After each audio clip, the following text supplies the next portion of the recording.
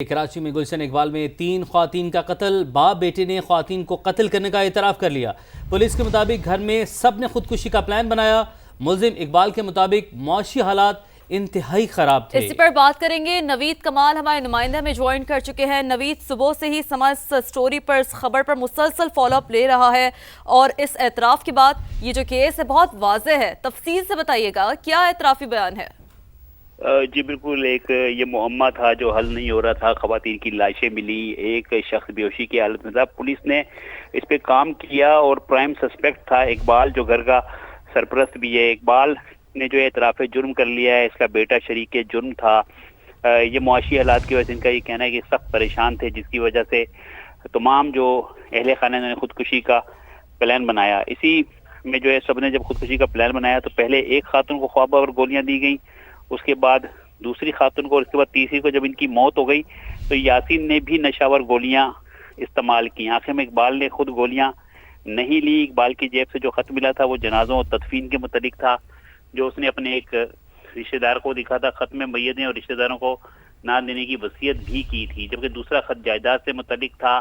جو اب تک بات سامنے میں آئی ہے، یہ سارا جو منصوبہ تھا اقبال کا تھا، اور یہ معاشی پریشانی اور قرض کی وجہ سے اس نے یہ منصوبہ بنایا تھا۔ جی ٹھیک ہے، اپڈیٹس کے لیے شکریہ آپ کا نوید۔ تو ایک بار پھر ہم سما کے ناظرین کو اپڈیٹ کر رہے ہیں، اعترافی بیان سامنے آیا اور گلشن اقبال میں 3 خواتین کے یہ قتل کا معاملہ ہے۔ باپ بیٹے نے خواتین کو قتل کرنے کا اعتراف کر لیا ہے۔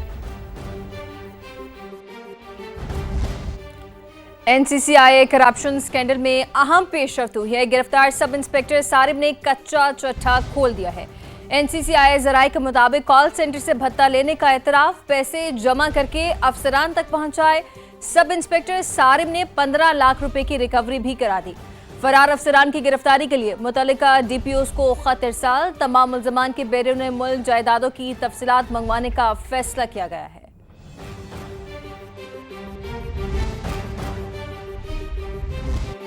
اور ملک میں بڑھتے سائبر کرائم مگر سدباب کے لیے بنائے گئے وفاقی ادارے کے پاس عملہ ہی پورا نہیں۔ این سی سی آئی اے کے لیے مختص عملے کی تعداد 2000 سے زائد ہے، جبکہ اس وقت صرف 535 اہلکار کام کر رہے ہیں۔ نفری کی کمی کے باعث ملک بھر میں این سی سی آئی اے کے تمام سرکلز بھی آج تک فعال نہ ہو سکے۔ مزید کیا تفصیلات ہیں جانتے ہیں اسلام آباد سے سما کے نمائندہ خصوصی قمر المنور سے۔ قمر، بتائیے کیا ماجرا ہے؟ جی، ملک بھر میں سائبر کرائم روز بروز جو ہے وہ بڑھتے جا رہے ہیں، لیکن ملک میں کام کرنے والی این سی سی آئی سائبر کرائم کو ڈیل کرنے والی ایجنسی ہے، اس کو انتہائی کمی کا سامنا ہے، نفری کا۔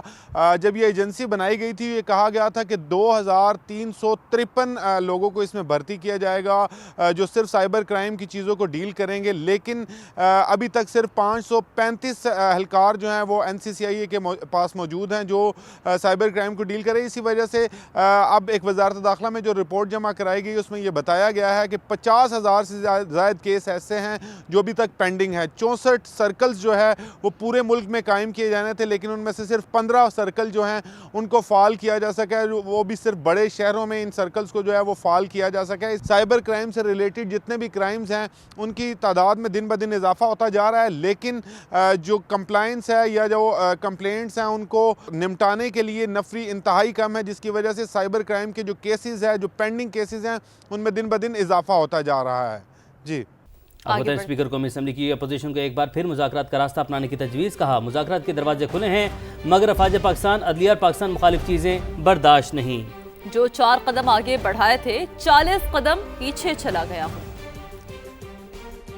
یہ بات بارہا کہہ چکا ہوں، پرائم منسٹر صاحب بھی کہہ چکے ہیں کہ مذاکرات کے لیے ہمارے دروازے کھلے ہیں، بیٹھ کے بات چیز ہو سکتی، مگر آرمڈ فورسز، جوڈیشری اور اینٹی پاکستان کوئی چیز جو ہے وہ یہاں پہ نہ ہم اس کو چلنے دیں گے نہ ہم برداشت کریں گے۔ آپ کسی کو اگر ٹارگٹ کریں گے تو آپ کیا ان کو ٹارگٹ کر کے ایلیمنیٹ کر سکتے ہیں؟ نہیں، بالکل ایلیمنیٹ نہیں کر سکتے۔ ہمیں جن چیزوں پہ فخر ہونا چاہیے ان کے خلاف اگر ایسے ٹویٹس ہوں گے تو پھر جو میں نے آگے قدم بڑھائے تھے، میں نے اگر 4 بڑھائے تھے تو میں 40 قدم پیچھے چلا گیا ہوں۔ تو اس لیے یہ دیکھنا ہے کہ پاکستان کے مفاد میں کیا ہے۔ یہ سیاست وغیرہ رہ جائے گی، پاکستان ہے تو ہم سب کچھ ہیں۔ جب وہ آئیں گے میں حکومت کے دوستوں کو ریکویسٹ کر کے ان کو سامنے بٹھا دیں گے، مگر رستہ ایک ہی ہے اور وہ ہے مذاکرات۔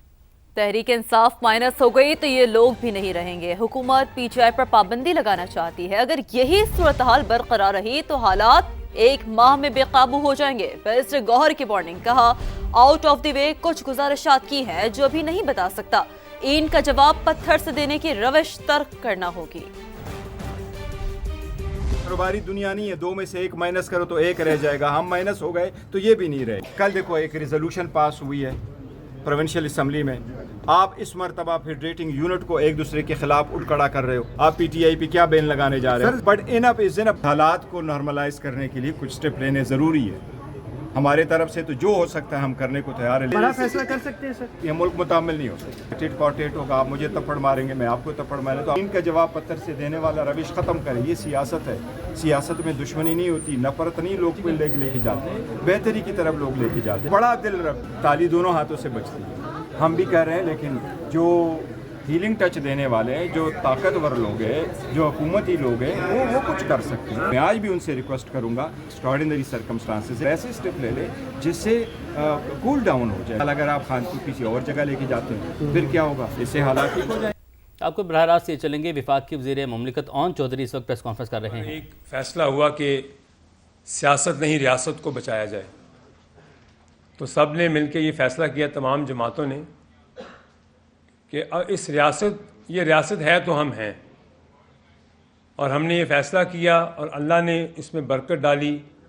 پاکستان کو ڈیفالٹ سے بھی بچایا. سب نے مل کے جدوجہد کی, تمام جماعتوں نے, اور پاکستان الحمدللہ ترقی کی راہ پر گامزن ہوا. الیکشن ہوا, پھر یہاں ایک جماعت نے اپنا واویلا مچایا. کبھی کسی کے خلاف ٹویٹس, کبھی کسی کے خلاف, کبھی اداروں کے خلاف.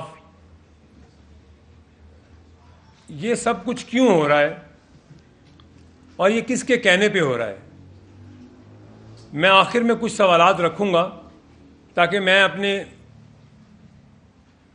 پاکستانیوں کو, اپنے پیارے پاکستانیوں کو, اور پاکستان سے باہر جو بیٹھے ہمارے پاکستانی ہیں, ان کو یہ بتاؤں کہ ہمارے ملک میں جو عناصر یہ جو پاکستان کو ڈیسٹیبلائز کرنے کی کوشش کر رہے ہیں, ان کے مقاصد کیا ہیں. ہماری حکومت بننے کے بعد اللہ نے ہمیں ایک اور کامیابی دی. اللہ نے پاکستان کو جنگ میں فتح نصیب ہوئی. پوری دنیا میں ہماری عزت ہوئی. پاکستان کا وقار بلند ہوا. ہمارا سر فخر سے بلند ہوا, ایک ایک پاکستانی کا. ہم باہر جاتے ہیں, ہم فخر سے جاتے ہیں.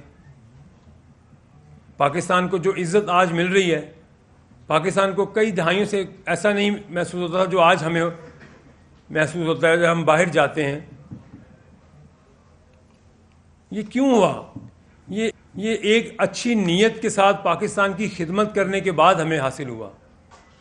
کیونکہ ہماری نیت اچھی ہے, ہمارے وزیر اعظم کی نیت اچھی ہے, سپہ سالار کی نیت اچھی تھی. اللہ نے ان کو فتح دی ان کی لیڈرشپ میں.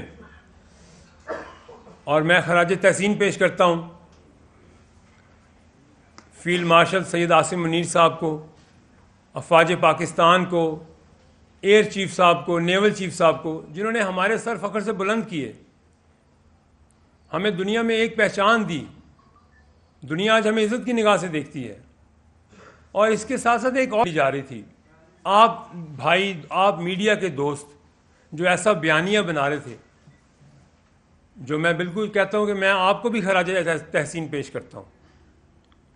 آپ لوگوں نے اپنا محاذ سنبھالا اور انڈیا کو اس کی اوقات دکھائی, ان کو سبکی حاصل ہوئی, ان کے بیانیے کو فیل کیا.